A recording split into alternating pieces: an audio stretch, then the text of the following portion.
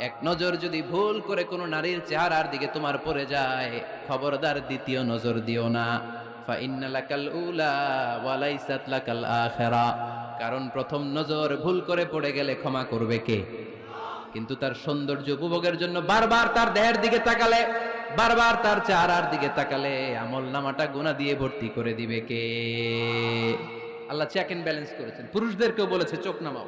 কুল্লিল মুমিনিনা ইয়াগুদ্দু মিন আবসারিহিম, lower your gaze, lower your eyesight.